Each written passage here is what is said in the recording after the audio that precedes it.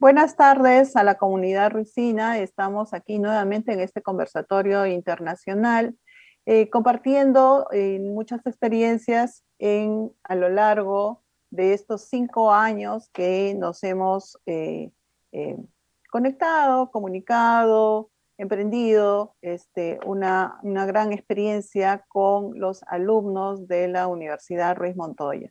Bienvenidos también a todos aquellos profesionales, estudiantes, y profesores que nos acompañan el día de hoy, porque siempre es un buen momento para conversar acerca de la labor que tienen los medios de comunicación.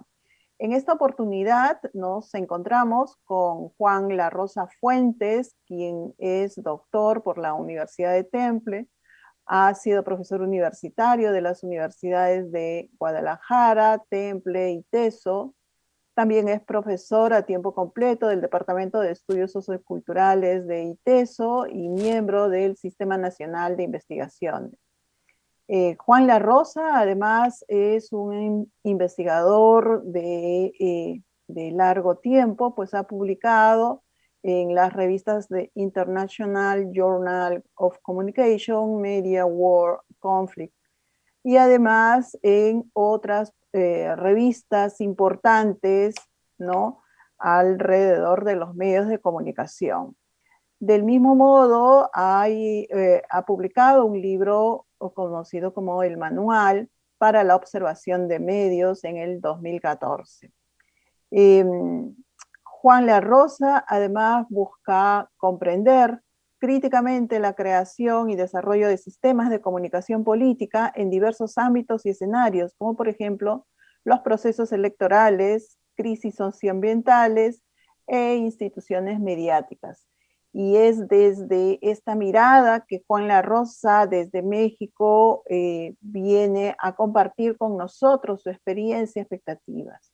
Del mismo modo, también nos acompaña Gustavo Gómez, amigo de la casa, que ha venido en reiteradas oportunidades a nuestro país, actualmente director ejecutivo de Observacon, el Observatorio Latinoamericano de Regulación, Medios y Convergencia. Es consultor de organismos internacionales como UNESCO, OEA, Relatoría Especial para la Libertad de Expresión, el Banco Mundial, Centro Carter, entre otros, ¿no? Ha realizado numerosas presentaciones e informes sobre el derecho a la libertad de expresión ante organismos internacionales como el Sistema Interamericano de Derechos Humanos. Fue director además de DINATEL, director nacional de telecomunicaciones de DINATEL, y asesor en el gobierno del presidente José Mujica, ¿no?, sobre regulación y políticas públicas de medios audiovisuales y telecomunicaciones, ¿no? Bienvenido, sabemos que va a ser provechosa y enorme la experiencia desde el Uruguay, Gustavo Gómez. Y por supuesto no podía faltar nuestros amigos de la Fundación MOME, que nos han acompañado en estos 5 años. Está Cecilia Blondet con nosotros, expresidenta del Tribunal de Ética del Consejo de la Prensa Peruana, exdirectora general del IEP, Instituto de Estudios Peruanos, y fue miembro también de la Junta de Asesores del Open Society Institute en el Perú. Cecilia Blondet ha trabajado con numerosas organizaciones internacionales acompañando asuntos sociales y comunitarios. Es autora de publicaciones sobre política social, pobreza, desarrollo, participación social, política de las mujeres, y actualmente viene en representación de la Fundación MOME y miembro del Consejo Consultivo de la Fundación Equitas, si no me equivoco. Vamos a iniciar esta productiva tarde con la participación y la presentación de nuestro amigo Juan La Rosa Fuentes. Bienvenido, Juan La Rosa, quien nos va a comentar y a compartir su experiencia desde ITES. Adelante. La dinámica de esta jornada de la tarde es la presentación por 10-15 minutos cada uno, al final del cual haremos una ronda de preguntas. Adelante, Juan. Muchísimas gracias, Birna. Y bueno, antes que nada me gustaría pues saludar a todos los que están, con los que vamos a estar compartiendo estas palabras, y también mandar un saludo para quienes nos estén viendo a través de Facebook y de la transmisión de este panel. Y bueno, primeramente también quisiera felicitarles por todo el trabajo que han hecho, por todo su esfuerzo. Me parece que ha sido pues muy interesante, que ha rendido muchos frutos, y esperemos que el observatorio cumpla muchos años más. Así que les mandamos un abrazo fraterno desde México a todos ustedes, y les agradecemos, por supuesto, que nos hayan invitado. El día de hoy quisiera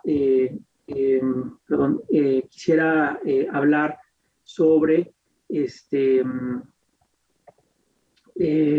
sobre el trabajo que estamos haciendo. No sé por qué no me está dejando compartir esto. Sobre el trabajo que estamos haciendo en el observatorio del ITESO, que es el espacio que se llama ETIUS. Este es un observatorio que tiene ya muchos años de trabajo. Empezó siendo un observatorio que se llama QUID, Observatorio de Comunicación y Cultura, y después pasó a tener otros nombres. Y en un principio fue un observatorio exclusivamente de medios, y poco a poco fuimos creciendo, ¿no? De alguna manera, el alcance que tenía el observatorio, y que nos llevó a hablar de un observatorio digamos, de un alcance más amplio, ¿no? Que no es exclusivamente un observatorio de medios, sino que también es un observatorio de comunicación y de cultura. En ese sentido, bueno, lo que estamos haciendo ahorita, déjenme platicarles, es un observatorio académico de investigación, de formación y de incidencia social, en el que se congrega profesores y estudiantes de licenciatura y de posgrado, ¿no?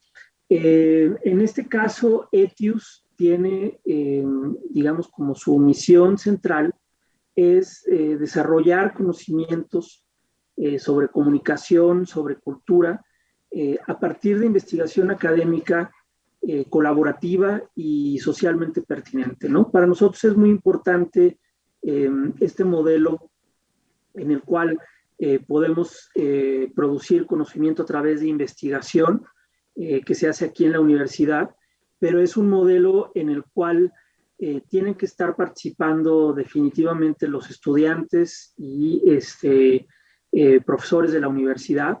Es decir, no es como un club de Toby o como un club de Lulú nada más para investigadores ya, digamos, con larga trayectoria y demás, sino que nos interesa mucho que estén trabajando los estudiantes en las labores del observatorio. Y la otra es que sea un trabajo socialmente pertinente y localizado, ¿no? Nos interesa mucho influir en nuestra comunidad, en debates nacionales sí, pero sobre todo especialmente en debates locales en la ciudad de Guadalajara, en donde vivimos, que es la capital del estado de Jalisco, en debates sobre su sistema de medios públicos, sobre su sistema de medios comerciales, sobre el tema de la comunicación en temas socioambientales, sobre el tema de la comunicación audiovisual, sobre el tema de la comunicación política durante las elecciones, ¿no? Y bueno, el conocimiento y resultado de estos procesos de investigación académica dan pie para formular proyectos de educación formal y no formal, ¿no? Aquí en el ITESO, en la universidad, tenemos un observatorio de comunicación por cada uno de los 5 programas de licenciatura que operan aquí en el Departamento de Estudios Socioculturales, es decir, tenemos un observatorio de comunicación en entornos digitales, tenemos un observatorio de publicidad, un observatorio de artes audiovisuales, un observatorio de artes y creación, un observatorio de gestión cultural y uno más de periodismo y comunicación pública. Además, en el observatorio trabajan estudiantes del programa de maestría, que es un programa de maestría en comunicación de la ciencia y la cultura, así como, como el programa de doctorado en estudios científicos sociales. Es decir, los estudiantes vienen a trabajar a este observatorio, ¿no? Pero además también tenemos procesos de formación, digamos, no formal, en el sentido de que históricamente también trabajamos con otras organizaciones y con otras comunidades, en donde hemos hecho, por ejemplo, talleres de educación para recepción en escuelas secundarias, en zonas marginadas de la ciudad. Hemos dado talleres de comunicación pública para algunas organizaciones y para movimientos sociales. Hemos colaborado con otras organizaciones que promueven el derecho a la información, como es AMEDI o como es Artículo 19. Trabajamos con organizaciones ambientalistas, ¿no? Como organizaciones que están en pos, por ejemplo, de cuidar el lago de Chapala, que es uno de los espacios en donde estamos trabajando el tema de comunicación socioambiental, etcétera. Entonces, ese es otro de los temas importantes del observatorio. Y también, pues, trabajos de incidencia política y social, así como procesos de comunicación para discutir temas de interés del observatorio en la esfera pública. Creo que el modelo del observatorio, y que responde mucho a los modelos digamos, que nosotros hemos podido estudiar desde aquí de México y que también operan en América Latina, es que es muy importante colocar todo nuestro trabajo, las investigaciones que estamos haciendo, los trabajos de formación y de incidencia en la esfera pública, ¿no? Es decir, es como tratar de que la investigación no se quede en un cajón o en la biblioteca de la universidad o en un congreso de especialistas, sino que realmente también pueda salir y de alguna manera discutirse en la esfera pública, ¿no? Entonces hemos hecho encuentros con periodistas, por ejemplo, para poder mostrarles nuestros resultados y que ellos puedan ver lo que se está haciendo. En las elecciones recientes, nosotros hicimos los monitoreos de prensa para, durante las campañas electorales para el Instituto Electoral local. Estamos haciendo trabajos directamente con comunidades afectadas por temas socioambientales y, digamos, trabajando junto con ellos en temas de comunicación pública, de comunicación popular.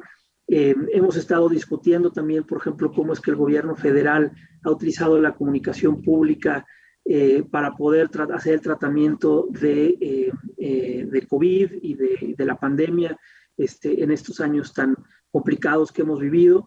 Y esto, bueno, lo hacemos a través de distintas estrategias comunicativas, que es, digamos, algo que nos parece muy importante, ¿no? Y en particular, bueno, tenemos 5 líneas estratégicas de trabajo. Una que es la de investigación, que ya la he platicado un poco. Otra es la de formación, otra es de desarrollo tecnológico, que estamos buscando poder desarrollar cuestiones tecnológicas que nos permitan hacer nuestro trabajo de análisis sobre temas de comunicación y de cultura. Y finalmente tenemos la línea estratégica de comunicación y de vinculación, ¿no? Entonces, básicamente producimos conocimiento desde una perspectiva sociocultural, crítica, sobre temas de comunicación y cultura. Hacemos procesos de formación y tenemos incidencia pública a partir del debate, del trabajo con organizaciones de la sociedad civil e incluso a veces también con entrarle al tema de políticas públicas y de discutir leyes, ¿no? Y bueno, actualmente tenemos en la parte de investigación 3 elementos centrales de trabajo. Uno que tiene que ver con el estudio de conflictos socioambientales desde una perspectiva comunicacional y cultural, otro que tiene que ver con estudios de comunicación pública y política, y finalmente también tenemos una línea de trabajo de sistemas de comunicación local, donde vemos más el tema de los medios de comunicación en México y en Guadalajara. Y bueno, en la parte de comunicación pública y política es donde estamos viendo todo el trabajo de, por ejemplo, de elecciones, todo el trabajo que les platicaba de cómo es que el gobierno federal está haciendo el trabajo de comunicar a la población el asunto de la pandemia. Y próximamente estamos por abrir 2 líneas más de trabajo. Uno va a tener que ver con arte y gestión cultural. El observatorio va a estar trabajando también eso, y uno más sobre comunicación audiovisual, que nos parece que es un tema fundamental para estos momentos, ¿no? Y bueno, en la parte de comunicación y vinculación, pues tenemos mucho trabajo, tenemos una página en Facebook, tenemos una cuenta en Twitter, también trabajamos en Instagram, en YouTube, y estamos constantemente difundiendo nuestros resultados. También tenemos publicaciones, tenemos, por ejemplo, hemos participado en suplementos periodísticos que hemos editado nosotros, como es el caso de Clavijero, que es, digamos, una publicación impresa que se distribuye entre comunidades, digamos, en donde todavía es muy importante pues, los medios impresos, ¿no? Tenemos también un informe anual que se llama Medios de Comunicación y Derecho a la Información, en donde hacemos una glosa de lo más importante que ha ocurrido en el año en materia de comunicación y derecho a la información. Y tenemos una colección que se llama De la Academia al Espacio Público, en donde hemos publicado libros temáticos relacionados con los trabajos que estamos realizando, ¿no? Entonces, en general, esa es una aproximación al trabajo que nosotros realizamos desde este observatorio. Como les decía, que pasó de ser un observatorio de medios a un observatorio de comunicación y cultura. Seguimos, por supuesto, observando el tema de medios porque nos parece fundamental, pero hemos abierto, digámoslo así, nuestros horizontes también a otras perspectivas, ¿no? Entonces, pues encantados de que nos hayan invitado por acá, y yo dejo hasta aquí esta primera intervención. Muchísimas gracias. Muchísimas gracias, Juan. Realmente impresionante toda la labor que ustedes han estado impulsando. Además, comunicación y cultura, imagínate, es un tema amplísimo, grande, que les da mucha cabida, y me he quedado sorprendida por la cantidad de líneas que están impulsando. Felicitaciones. Bien, vamos a continuar entonces con Cecilia Blondet, quien viene en representación de la Fundación MOME para hacer su presentación. Cecilia, tu micrófono está apagado, por favor.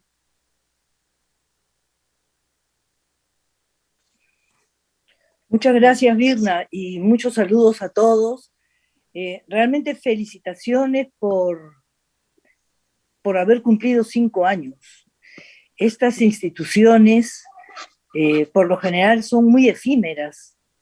Por lo menos en nuestro país, las instituciones no duran, y si duran, terminan siendo muy precarias. Y en cambio, en el caso del Observatorio de Medios de la Ruiz de Montoya, en sí misma es una institución que tiene una vida sostenida, sistemática, y creo que cumple una labor muy interesante en la universidad y en la formación de los periodistas. Para la Fundación MOME es muy importante el trabajo con el periodismo. Nosotros trabajamos con 2 grupos objetivos, con periodistas en la formación, en la capacitación, impulsando debates, trayendo gente que les promueva diferentes tipos de temáticas, y con maestros, porque nuestro objetivo en la Fundación es primero, el fortalecimiento de la democracia, pero segundo, cómo hacer este fortalecimiento a través de temas de ciudadanía. En el caso de los periodistas, trabajamos básicamente el tema con la Universidad Ruiz de Montoya, trabajamos en el observatorio, que pensamos que los periodistas cumplen una labor muy importante en la formación de ciudadanía y de la noción de ciudadanía. Y en el caso de los maestros, trabajamos con el Instituto de Estudios Peruanos y con ellos estamos trabajando una serie de libros para niños de primero, segundo y tercer grado que puedan desde la formación inicial tener elementos y instrumentos para el reconocimiento, para el entendimiento de qué es la ciudadanía. En el caso de la fundación también trabajamos con otras instituciones, bueno, ya les dije del Instituto de Estudios Peruanos, con Idea Internacional, Cuestiones de Política, con la universidad, con RPP, que es la radiodifusora más importante a nivel nacional, y luego, por supuesto, con La República, que es nuestra casa matriz, que es el periódico que forma parte del conglomerado de la Fundación MOME. Sobre el proyecto, nosotros entramos a trabajar en este proyecto como parte de nuestro interés en trabajar con periodistas. Y nosotros trabajamos con periodistas ya del periódico o de otras instituciones, pero digamos que periodistas ya ejerciendo. En este caso se nos dio la oportunidad de trabajar en la formación de periodistas. Y eso nos pareció muy interesante, contribuir a que los jóvenes les interese el periodismo, las comunicaciones, tengan y desarrollen un ojo crítico y sepan entender las diferencias en formas y en presentaciones de los medios, los diversos intereses que hay detrás de los medios, y que sean capaces, a partir de coyunturas específicas, a analizar la presentación de la noticia y sacar informes y reflexiones sobre eso. Ese era como un...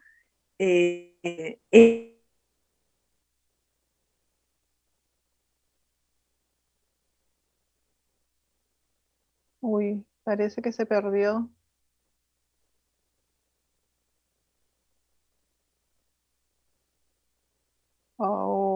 Cinco, seis. Ahí está. Vamos a retomar el contacto con Cecilia. Creo que ya está lista. ¿Sí, Cecilia? Hay algunos problemas con la señal. Ya, listo. Creo que sí. Ahí está. ¿Pero escucharon algo? No, sí escuchamos la última parte de trabajo con los periodistas, ahí es donde se fue perdiendo. Bueno, pensamos que es muy importante trabajar entonces en la formación de jóvenes periodistas y en desarrollar este ojo crítico que tienen que tener para saber en dónde están trabajando, para quién están trabajando, cómo están haciéndolo, y eso a partir de la observación de temas que en cada semestre se fijaron y que permitieron que el grupo de estudiantes identificaran un conjunto de medios y a partir de eso tuvieran el análisis de los contenidos y establecieran unas reflexiones sobre lo que estaba analizando, ¿no? De hecho, sabemos pues que los medios de comunicación son fundamentales para la formación de una opinión pública y por lo tanto que nuestros periodistas sean capaces de saber en dónde están trabajando y para quién están haciéndolo, es muy importante. Tuvimos entonces a partir de esos informes,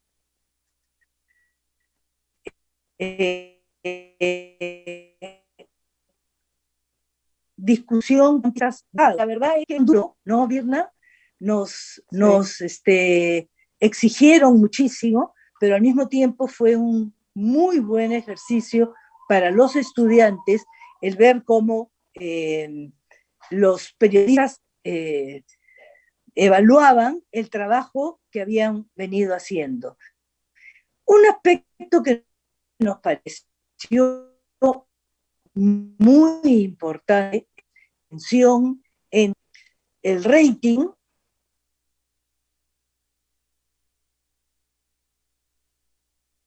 No.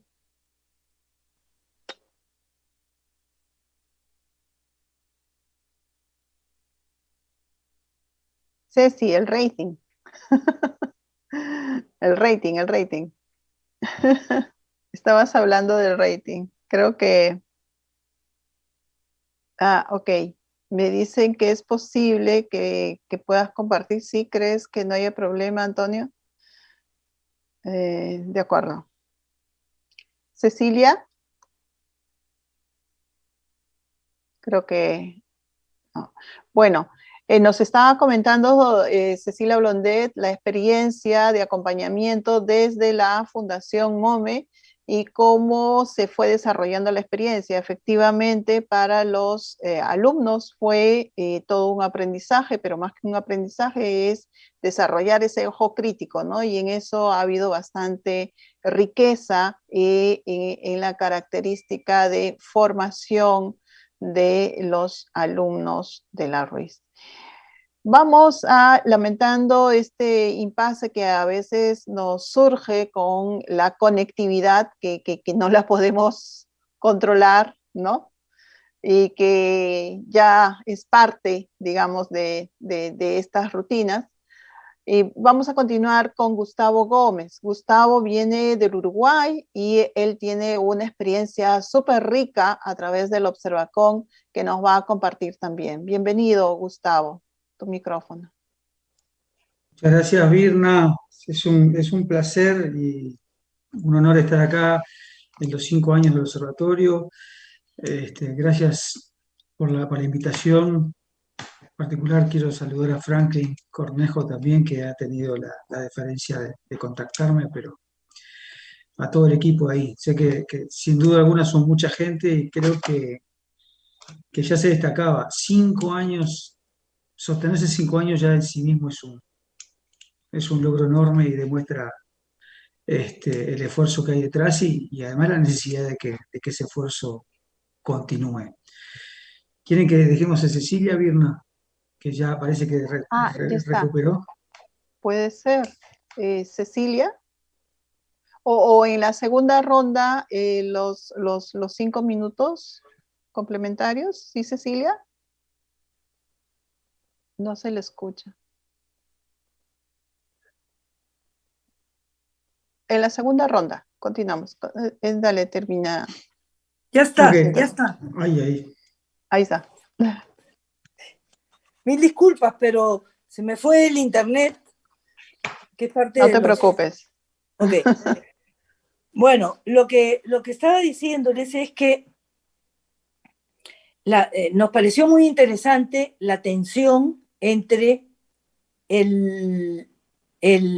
lo correcto, la noticia correcta, la noticia sobre valores, sobre levantando situaciones que sirven a la comunidad para formar una opinión pública ciudadana, etcétera, y lo que venden los medios.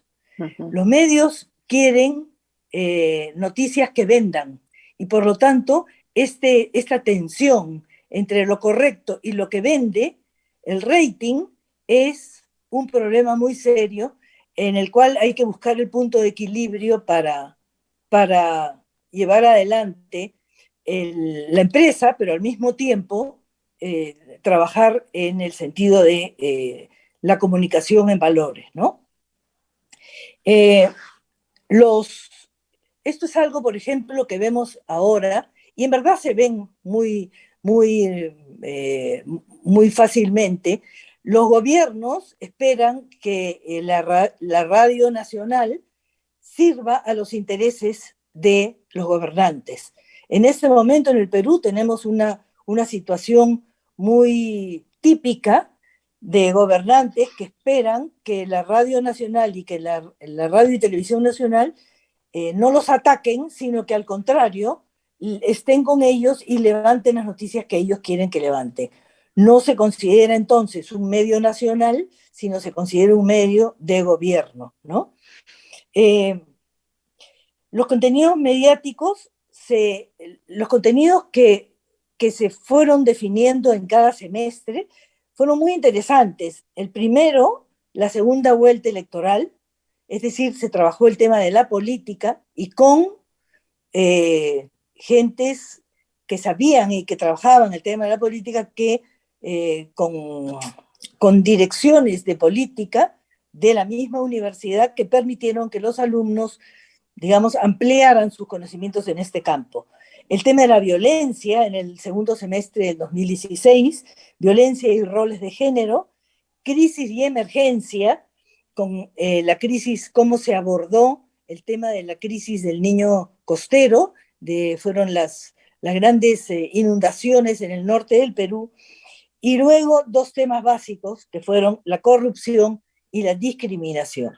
Entonces, a partir del análisis de estos temas y de la revisión de los medios, se pudo hacer un trabajo sumamente interesante en esta asociación entre coyuntura y análisis del observatorio. Luego,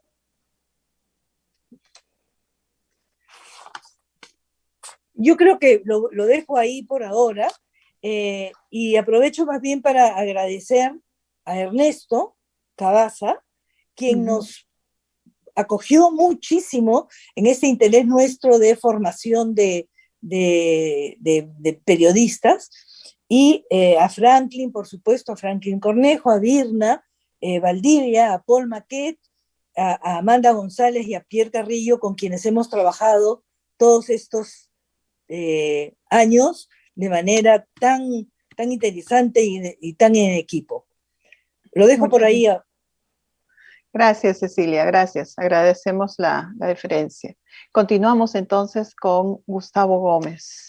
Bueno, muy bien. Gracias, Virna. Bueno, ya cosas interesantes que aprovecho para la presentación de Observacom, pero observan, pero no solo observan, ¿no? Cualquiera de las dos experiencias hay un compromiso muy grande. La primera impresión que uno tiene cuando habla de observatorio es esa cuestión como parece pasiva, ¿no? Es un agente externo que solo mira de afuera. Y si uno ve lo que hace la Fundación, la MOME, o respecto a capacitación y a involucramiento con la agenda política, y Juan con Etius trabajando una serie de escenarios y espacios, pero además planteándose de manera muy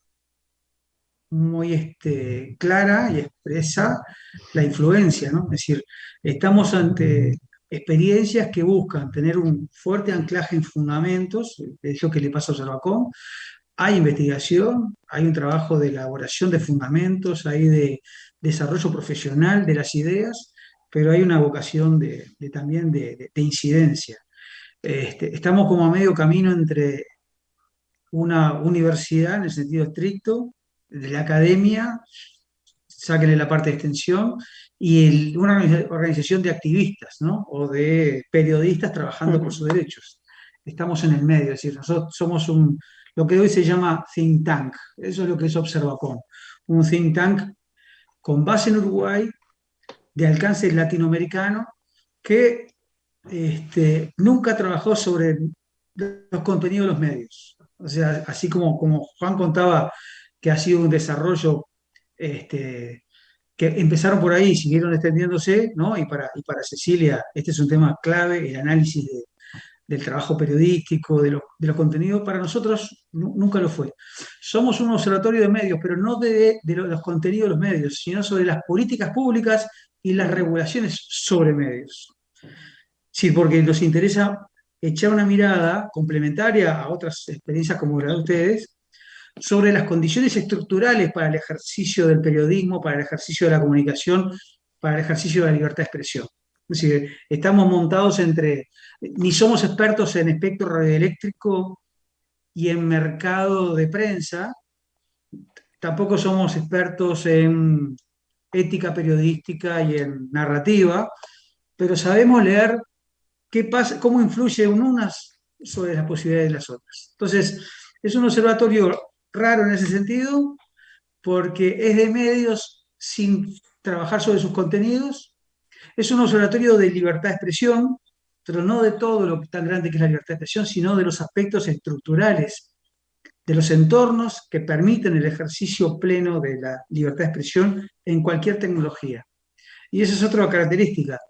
Nosotros nos interesa el tema de libertad de expresión, en sus aspectos estructurales, de sus condiciones materiales, yo diría, para decirlo de alguna manera simplificada, los aspectos que tienen que ver con acceso, con diversidad y pluralismo, que son condiciones necesarias para el ejercicio de la libertad de expresión en general y en particular del trabajo periodístico y de los medios de comunicación. Sin diversidad y sin pluralismo, y ustedes lo saben en Perú particularmente, también hay para hablar mucho en México, pero Perú es un debate permanente, la cuestión de la concentración. Bueno, ese es el foco nuestro. Sin un escenario diverso y plural es muy difícil que haya, o es muy contramano, se puede hacer, porque hay profesionales comprometidos, porque hay medios comprometidos, porque la gente finalmente se expresa a través de medios, la cultura, o en la calle, o ahora también a través de Internet, pero ese entorno es necesario trabajarlo de alguna manera.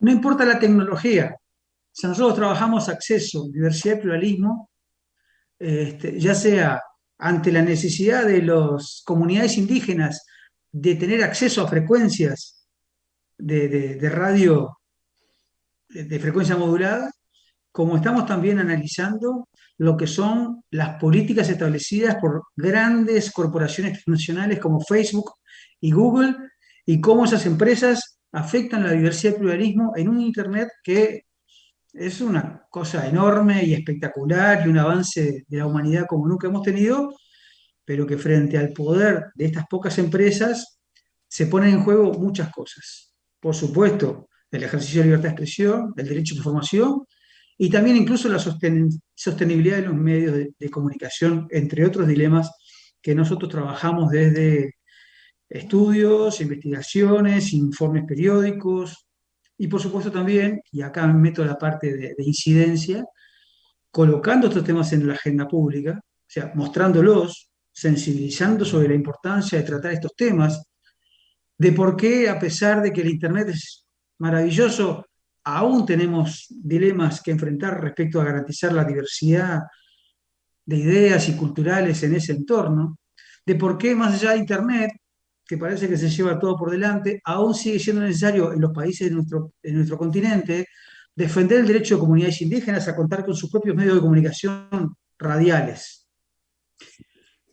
Hay que colocar esos temas, nosotros trabajamos en ese sentido y también tratamos de buscar las soluciones. O sea, no es un observatorio para pasar las malas noticias, también las buenas prácticas, también las buenas experiencias, y cuando hay problemas, tratando de proponer soluciones, en forma de recomendaciones, siempre fundadas, comprometidas, en torno a valores de derechos humanos, en torno a estándares internacionales de libertad de expresión, pero también propuestas. Es decir, no nos gusta quedarnos en solamente la fotografía y el diagnóstico, sino también tratar de colaborar presentando propuestas, planteando perspectivas, y no solamente lágrimas y llantos y quejas, que por supuesto que sí tendremos en América Latina para eso, pero nosotros queremos ponerle ahí un plus. Ejemplos para darle un poco de carne a estas ideas grandilocuentes. Nosotros estamos trabajando investigaciones en este momento sobre cuál es la situación de reconocimiento de los medios comunitarios en varios países de la región. Perú es uno, que antes de fin de año vamos a tener un informe que con gusto lo podremos compartir con ustedes, pero también lo estamos haciendo en Chile, y también estamos colaborando con las radios comunitarias indígenas de México para también presentar propuestas e incluso acompañando en litigios ante la justicia mexicana.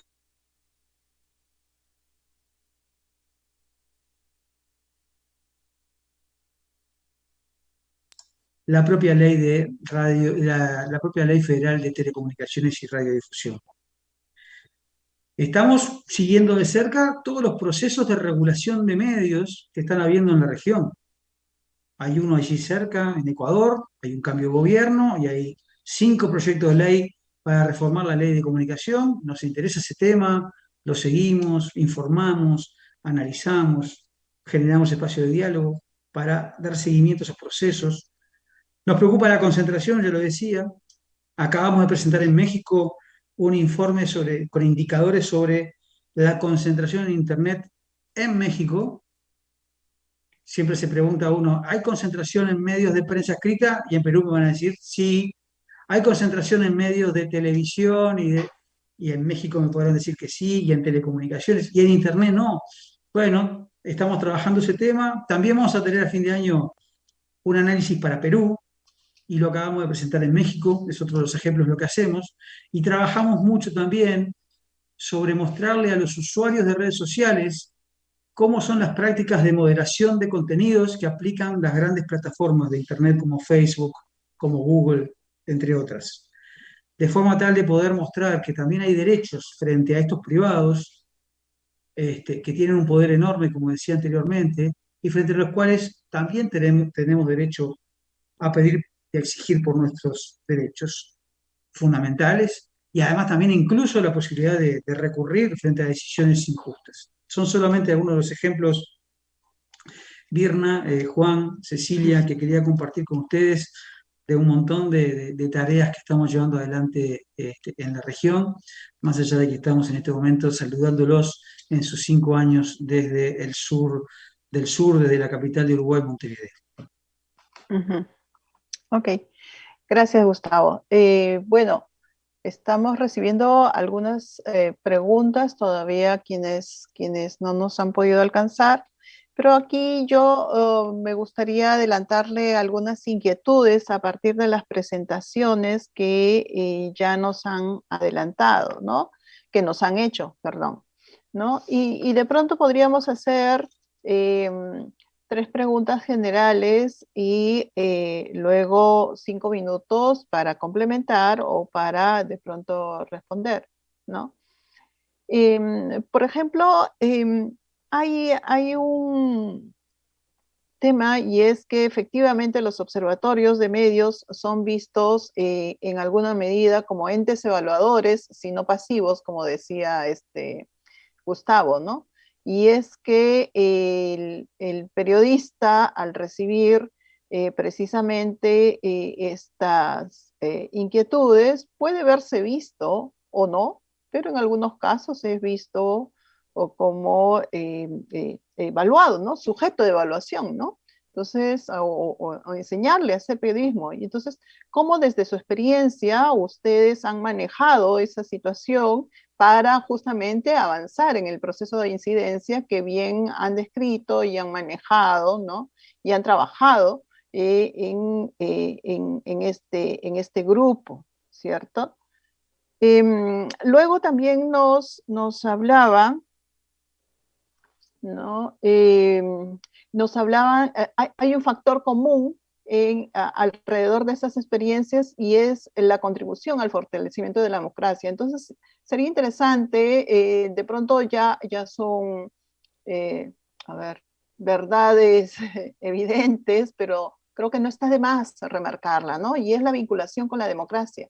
¿Cómo es que a partir de este ejercicio se contribuye o se fortalece a este ejercicio democrático que va más allá del voto cada 5 años, ¿no? Porque muchas veces está vinculada a la democracia con el ejercicio del voto, no necesariamente, ¿cierto? Y yo creo que esta es una buena experiencia en la que ustedes han desarrollado y que está aportando a ese ejercicio democrático, ¿no? eh, Gustavo nos ha dejado varias inquietudes provocadoras, ¿no? Y nos dice él que es posible mirar cómo influye unas sobre las otras, cómo influyen las estructuras, ¿no? En el ejercicio de la libertad de prensa, si no le entendí mal. Entonces, de pronto, ahí nos puede dar algunas pistas, algunas líneas que nos ayuden a mirar luego, a extrapolar, ¿no? Luego de esta luego de esta pincelada grande, gruesa, y que nos genera varias preguntas provocadoras o varias inquietudes, ¿no? El hecho de mirar diferentes eh, puntos críticos, si se quiere, ¿no? O cuellos y botella, son esto de la desconcentración de los medios, ¿no? O cómo se amplía no, no es que cómo, pero efectivamente existe la concentración y el acaparamiento del espectro radioeléctrico, cómo la comunicación efectivamente nos está aportando a la descentralización comunicacional, ¿no? Al fortalecimiento del desarrollo local, que es una gran deuda en la mayoría de estos marcos normativos sobre las comunicaciones en general, ¿no? Y este nuevo tema que es el Internet. Yo sé que muchos de ustedes ya han estado explorando sobre el asunto. Hoy hacemos investigaciones generales, ni siquiera así, abuelo de ojo, a buen ojo, vemos que efectivamente el mayor consumo de información se da por las redes sociales. Entonces, un gran tema es cómo seguimos las redes sociales, ¿no? Cómo monitoreamos esta información que circula por la Internet y que está sujeta a mucha discusión, no como medio, no como productor, sí como prosumidor. Hay mucho debate alrededor de ella, ¿no? Entonces, de pronto, esos podrían ser algunos puntos que nos podrían compartir. Yo sé que ha sido grueso, abundante, pero de pronto ahí sí nos ayudan a dilucidar en esta ronda para complementar la presentación que muy bien han adelantado. ¿Por dónde empezamos? ¿Por quién empezamos, mejor dicho? Dale, Juan. Hola, Virna, muchas gracias. Bueno, yo quisiera retomar un poco el hilo sobre el tema de los observatorios y los periodistas. Ese ha sido un tema que a mí me ha interesado mucho personalmente y que también hemos trabajado desde el ITESO en otros momentos. Y ciertamente es una relación complicada, es una relación ríspida, ¿no? Nosotros tenemos trabajando desde el 2008 y hemos tenido como distintas experiencias y distintos acercamientos. Y yo creo que de lo que podría comentar, de lo que nosotros hemos aprendido es que, número uno, siempre tiene que haber comunicación. Es decir, creo que no se pueden romper los puentes de comunicación con los periodistas, porque eso sería simplemente distanciarse pues de una serie de actores muy importantes y que en términos de una perspectiva democrática, sobre todo republicana, pues habría que mantener el diálogo todo el tiempo para seguir construyendo pues ideas, ¿no? Relaciones, aunque estas sean ríspidas. La número dos que también hemos aprendido es que cuando se trata de hacer una estrategia que implique el acercamiento con los periodistas y que implique una estrategia de reflexión crítica sobre sus prácticas hacia su interior de una manera cotidiana y que pueda haber, digamos, un diálogo duradero, los diálogos públicos no son los mejores. Es decir, lo que hemos aprendido es que en muchas ocasiones también tiene que haber diálogos, pues no diría privados ni secretos, porque tampoco es el caso, pero sí a puerta cerrada. Es decir, los periodistas muchas veces se sienten agredidos e intimidados cuando se les dice, miren, ustedes cómo están haciendo estos trabajos. Entonces lo que hemos hecho y que nos ha funcionado es, dependiendo por supuesto del tema y de las características del trabajo que estamos haciendo, pues poder armar un ambiente, digamos, a puertas cerradas, en donde no se tenga que discutir públicamente su trabajo, pero decirles, miren, nosotros hicimos este trabajo, en este caso en específico, nuestro ánimo no es hacer como una denuncia pública, no es vilipendiarlos públicamente. Miren, aquí está lo que nosotros trabajamos, lo que nosotros hicimos, así es como pensamos, y a partir de eso hemos armado discusiones interesantes con ellos, en donde ellos nos han dicho, por ejemplo, oigan, pero es que ustedes no están tomando en cuenta el factor A, B y C, que eso nosotros lo vemos, por ejemplo, muy comúnmente en nuestro trabajo, o nunca habíamos pensado desde esta perspectiva, eso nos puede ayudar a mejorar algunas cosas, etcétera, ¿no? Por ejemplo, un ejemplo que puedo dar es, en algún momento hicimos un análisis sobre las columnas de opinión en medios, y lo que hicimos fue trabajar con algunos columnistas y decirles, miren, esta es la forma en la que están construyendo sus argumentos, estos son el tipo de evidencias que están presentando, podrían mejorar en términos argumentativos, de poder poner, por ejemplo, más ejemplos de lo que están diciendo, de colocar más pruebas, de tener este tipo de diálogos, etcétera. Y funcionó bastante bien, ¿no? En el sentido de que ellos, digamos, a puertas cerradas lo revisaron. Sin embargo, también hay otros momentos en los cuales, pues sí se tiene que hacer una discusión pública, ¿no? Cuando son otro tipo de trabajos, en donde, pues sí, la intención es denunciar abiertamente, por ejemplo, cómo se está tratando el tema públicamente de la inseguridad, cómo se está, digamos, tocando, por ejemplo, el tema de las fuentes oficiales, etcétera, ¿no? Por ejemplo, el más reciente que recuerdo fue precisamente en el verano, en donde tuvimos que presentar los resultados de los monitoreos que hicimos entre varias universidades sobre la cobertura electoral local, y los resultados, pues no, en muchos casos no dejaron muy bien parados a los medios, y hubo que decirlo públicamente y discutirlo públicamente. Y pues sí, después muchos de ellos se acercaron muy enojados con algunos de nosotros para decir, oye, ¿cómo es posible que estés, o sea, fíjate cómo están las cosas así, o sea, deberías de considerar todo lo cual? Y bueno, hay que trabajarlo, pero ciertamente es una relación complicada, que no es tersa, es decir, no es como en muchos casos de amistad, al menos en el de nosotros, pero sí una relación crítica y de diálogo, ¿no? En donde se pueden manejar como en esas velocidades de que puede ser, digamos, como tete a tete, o también, digamos, de una forma más privada, o también ya un trabajo público. Pero obviamente cuando se hace un trabajo de esos, yo creo que siempre hay que mantener esos puentes de comunicación. Eso es lo que podría compartir del trabajo que hemos hecho por acá. Hasta ahí dejo. Muchas gracias. Gracias. Sí, Cecilia tenía levantada la mano, no te había visto. Ceci. Tu micrófono. Gracias. Tengo algunos comentarios. Primero, en el caso del Observatorio de Medios de la universidad, es básicamente un observatorio de formación de estudiantes periodistas y estudiantes en ciencia política.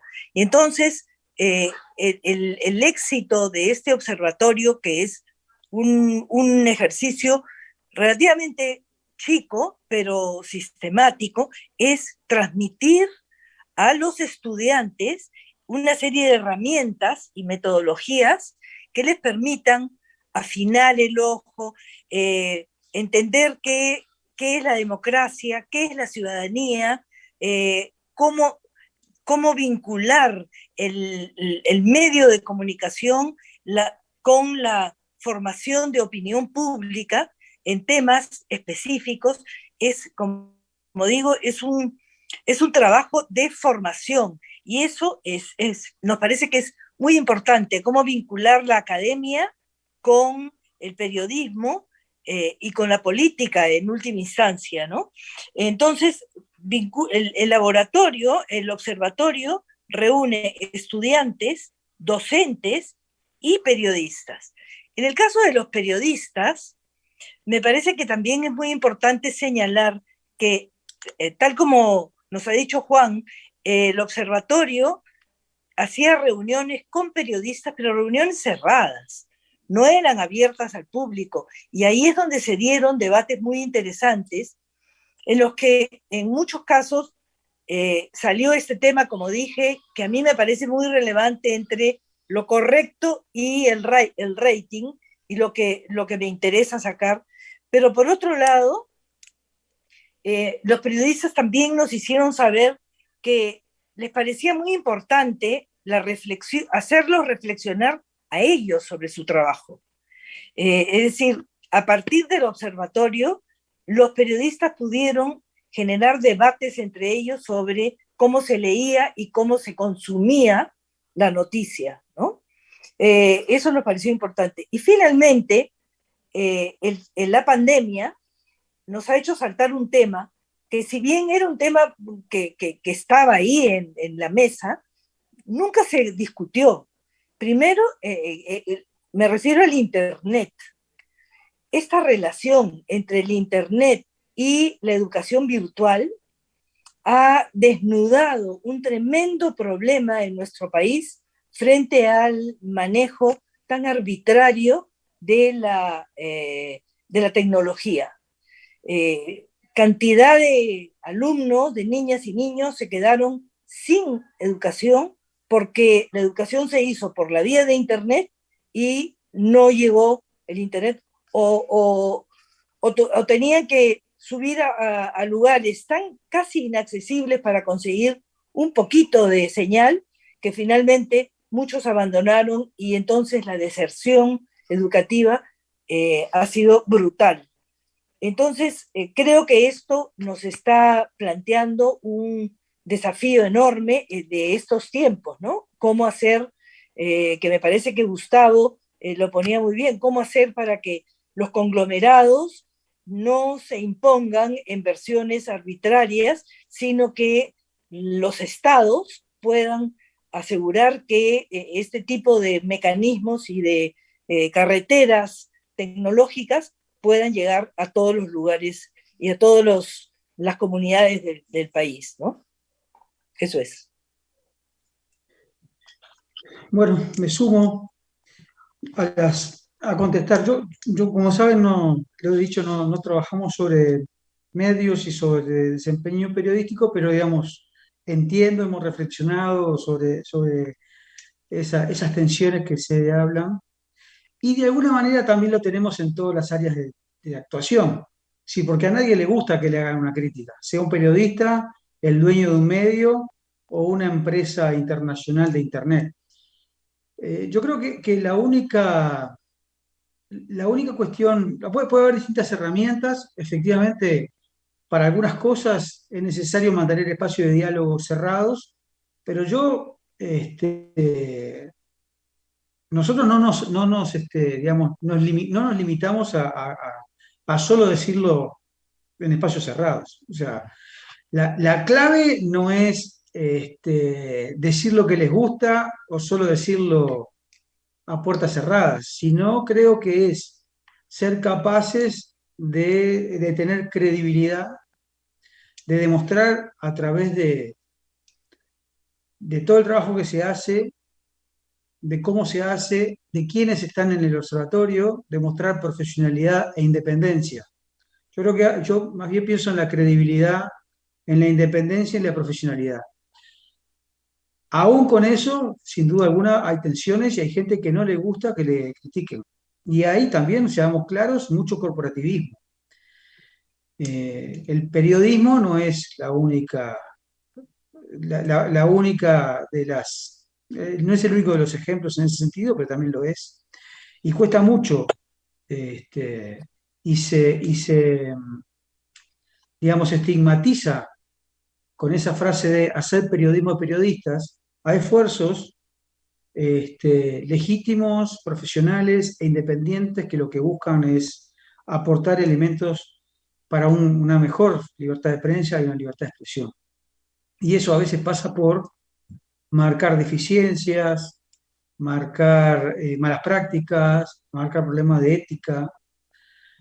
Eso se vincula con la concentración, por ejemplo. O sea, la concentración tiene distintos impactos en estos temas y por eso nos interesa trabajarlo. Pero, por ejemplo, si un medio es capaz de reunir el 80% de los medios de la electoría de los medios de comunicación de un país y ese predominio lo transfiere a sus páginas principales, a sus portadas en tiempo de elecciones, no hay diálogo cerrado que pueda sustituir el análisis crítico del papel que la concentración mediática tiene en un país, no solo frente a otros medios en términos de competencia, sino sobre todo en el derecho de la población a estar informado a partir de una pluralidad de informaciones y opiniones, y no condicionados a una opinión de una empresa sola en temas de interés público tan relevantes como es un proceso electoral.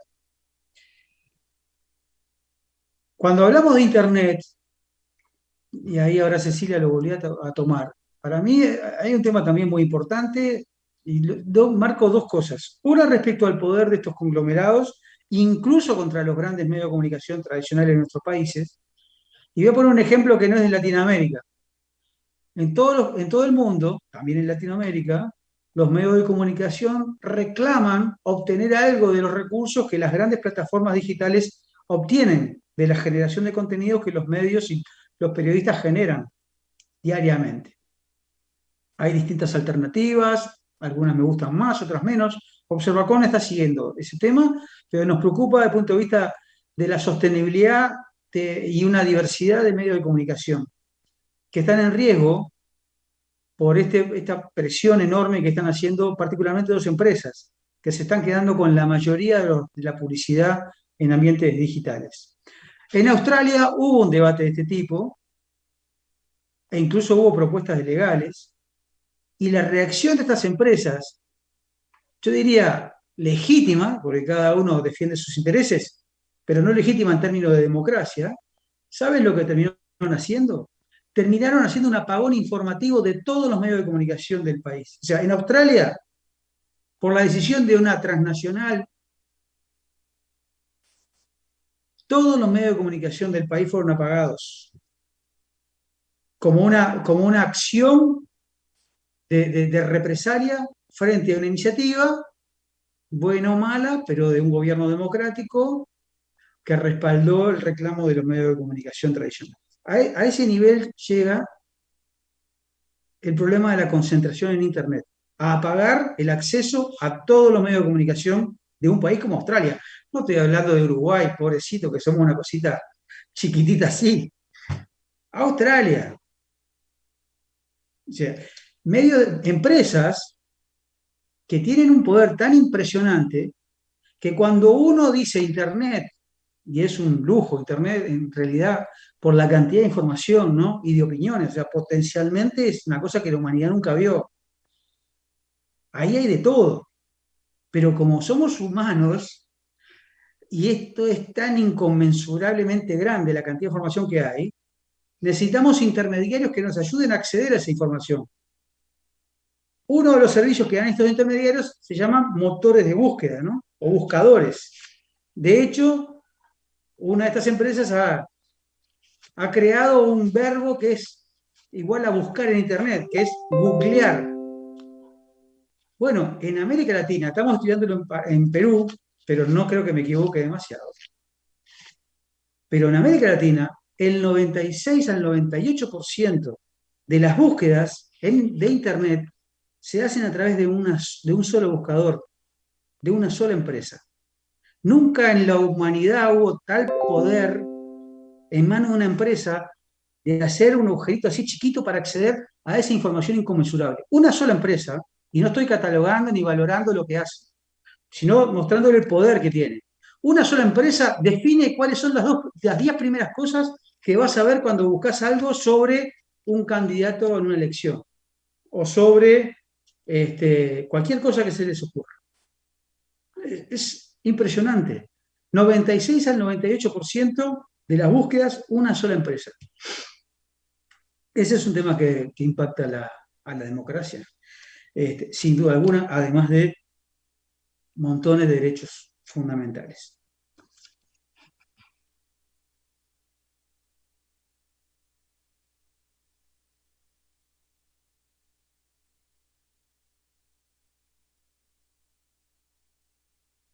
Estás muteada, Virna. Yo ya terminé con eso.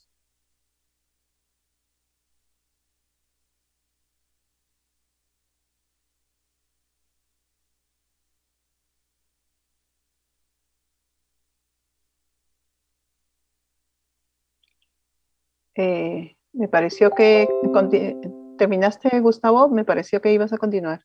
Sí, o sea, preguntaste muchas cosas más. Disculpa si no contesto todas, pero me pareció que No, no, no, no. ya estaba hablando demasiado. Así que sí, terminé. No.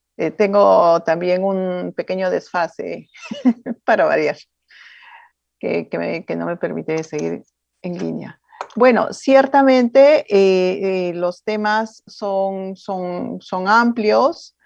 Hay tres entradas aquí que nos acompañan, ¿no? Y estas tres entradas conviven muy fructuosamente, ¿no? Una desde la formación, es decir, el acompañamiento a la formación universitaria, ¿no? Y cómo en ese sentido los alumnos van desarrollando la expertise en periodismo, pero además aprender a automirarse, que eso es complicado a veces, ¿no? Aprender desde ya el entrenamiento cómo el periodismo también es visto desde fuera, ¿no? Entonces, eso es bastante interesante cómo ha promovido la Fundación MOME. Tenemos otra mirada, por eso digo que son tres miradas complementarias bien fuertes, ¿no? Donde el observatorio es de comunicación y en ese sentido es amplio, ¿no? Es enorme en el sentido de cómo nos permite mirar no solamente los medios, el periodismo en concreto, sino nos permite mirar la comunicación pública, que es otra gran especialidad, y la comunicación política, ¿no? Y esa convivencia para la incidencia público-política, ¿no?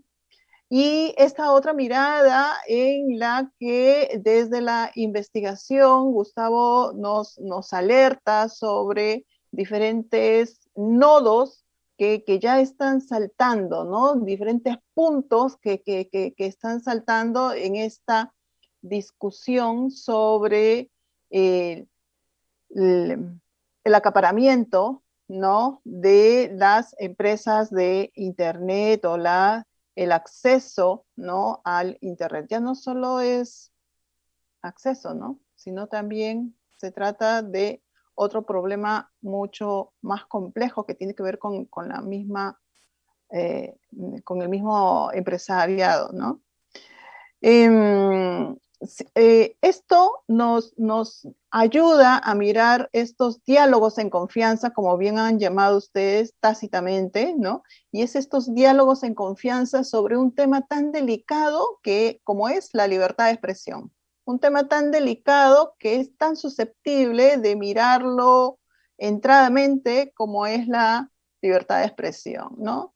Discutir ya mismo sobre los marcos normativos alrededor de las leyes, ¿no? De medios de comunicación o leyes de comunicación en otros ámbitos.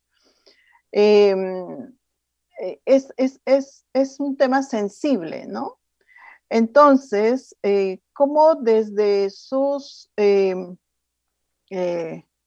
especialidades, como desde el trabajo cotidiano que vienen haciendo, nos van aportando en eso? Y también yo les pediría, como ya estamos casi en el cierre, como un cierre final, ¿no? Como una rueda con la cual ustedes querían dejar, ¿no? En el público que nos está acompañando ahora. a manera de cierre.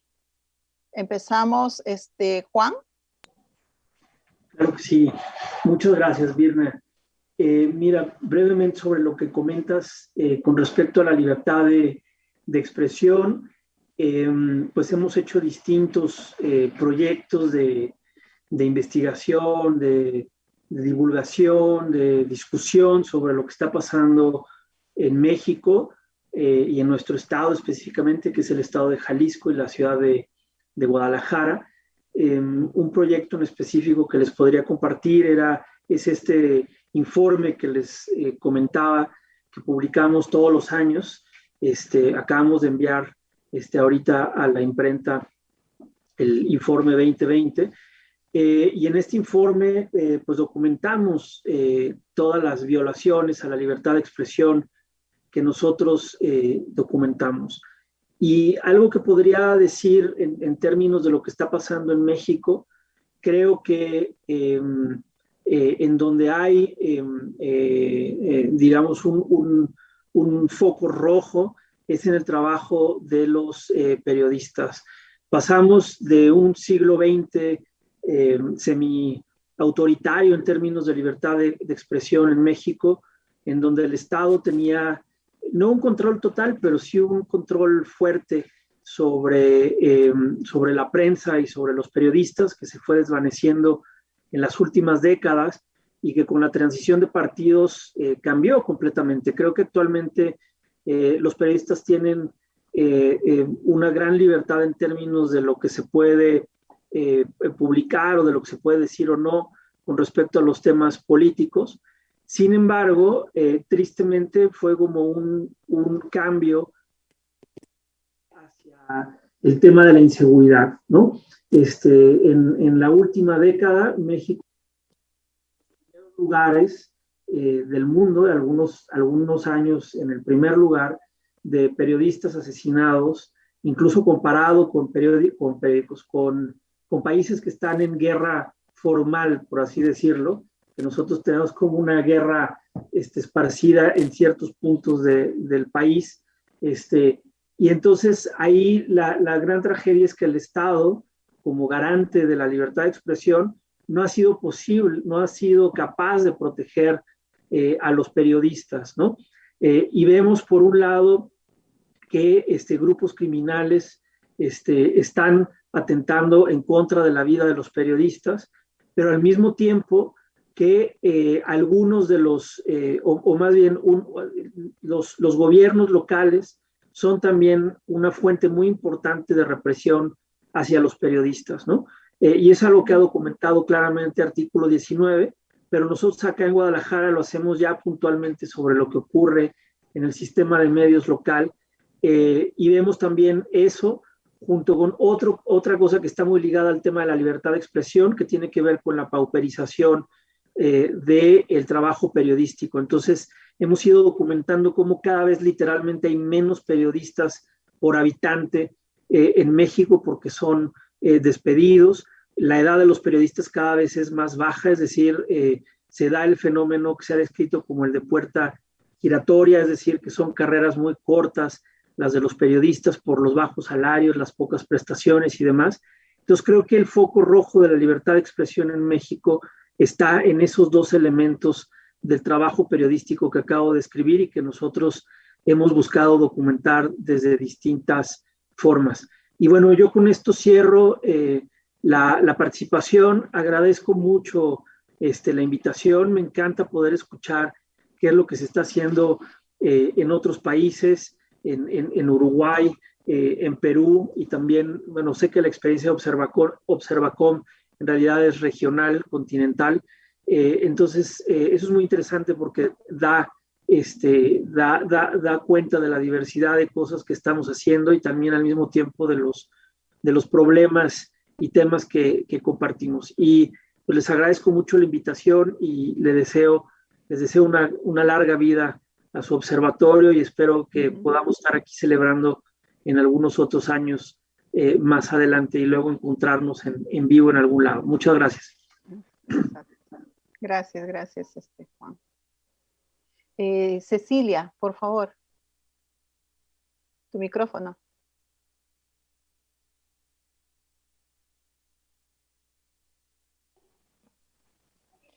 Sí, sí, me parece muy interesante esta última reflexión de Juan, y yo creo que sobre el tema de libertad de expresión podríamos hablar muchísimo, hacer solamente un evento o 15 eventos sobre ese tema.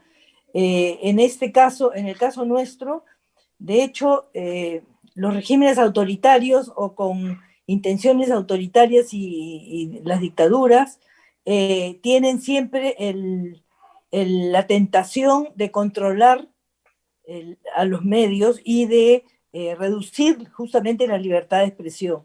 Dependerá mucho de cuál es la fuerza, la fortaleza de instituciones de la sociedad civil para evitar que esto suceda, no solamente a nivel nacional, sino a nivel internacional. Creo que se ha avanzado mucho en ese sentido y estamos muy atentos. Nosotros tenemos varias instituciones fuertes que están muy atentas mirando las violaciones que se están haciendo o los intentos de control que se están haciendo y que estarían ya en comunicación con intereses, con instituciones internacionales eh, para contrarrestar esta fuerza, ¿no?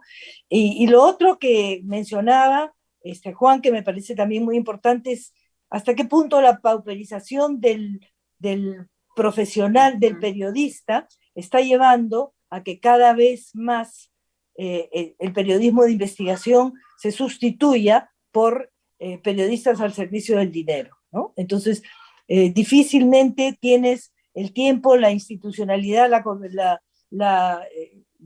el respaldo para hacer periodismo de investigación, el tiempo, en cambio, si quieres vivir de periodista, tienes que ponerte al servicio de el capital local, que no tiene que ser además el gran capital, pueden ser los capitales locales que justamente están listos para, al entrar a la política, comprar a sus periodistas y hacer a partir de esta relación perversa la campaña y luego la contracampaña de quienes quieren, en fin, atentar contra sus posiciones, ¿no?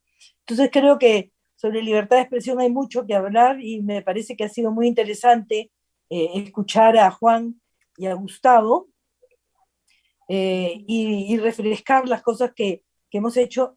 Tengo ideas bien novedosas que me gustaría luego para los próximos tiempos del observatorio, y esperemos que vuelva Estela para tener una conversación con ella.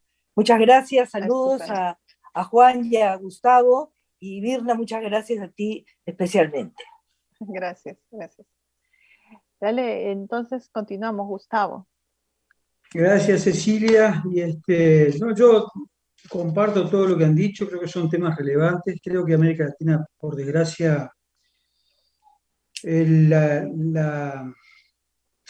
libertad de expresión está demasiado condicionada a las presiones indebidas o incluso las agresiones directas de actores estatales, en particular gubernamentales, ¿no? Demasiado más de lo que sería agradable destacar. No necesitamos tener dictaduras. Las tentaciones autoritarias están en gobiernos elegidos a través de elecciones democráticas. Y bueno, y no nos sacamos de encima ese problema, con diferencias. Yo seguramente tenga mucho menos para quejarme donde estoy viviendo, que es Uruguay, que países como los de ustedes, pero si uno mira en general, este sigue siendo el problema principal, en algunos casos con problemas, no de me condicionaron una investigación, no, riesgo de vida, ¿no? O de libertad, es decir, la posibilidad de ir preso.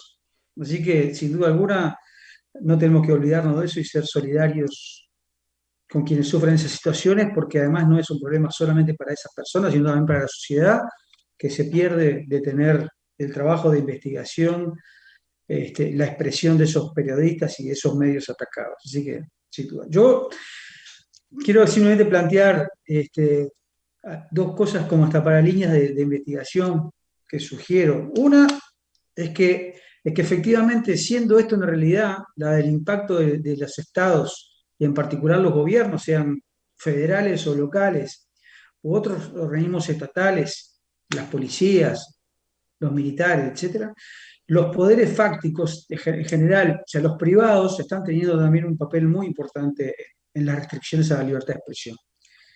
Y en Internet, que es un tema que ha sido recurrente, tenemos una regulación privada. O sea, no hay mucha regulación pública, pero ahí tenemos una regulación privada que no es transparente, que no sabemos de qué se trata, que está siguiendo reglas que no conocemos y que no siempre, muchas veces no, cumplen con estándares básicos de derechos humanos.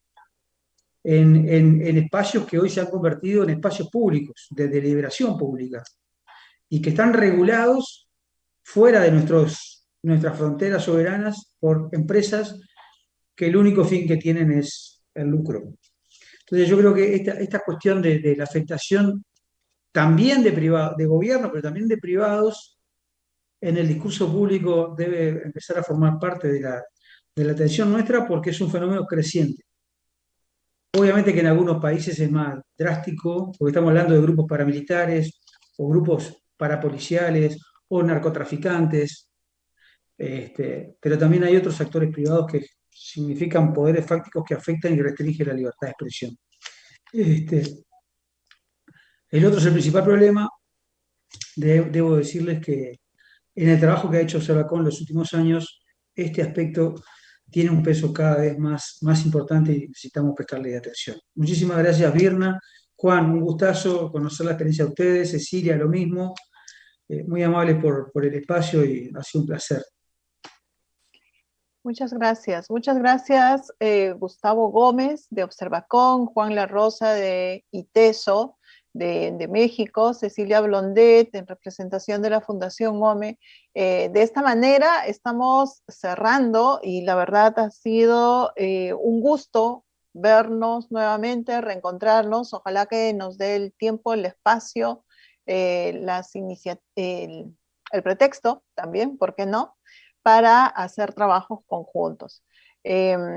Estamos cerrando de esta manera este conversatorio internacional que en su tercera fecha nos venimos reuniendo para dialogar, discutir efectivamente sobre la importancia, el significado, por qué trabajar sobre medios de comunicación, con medios de comunicación desde la formación universitaria.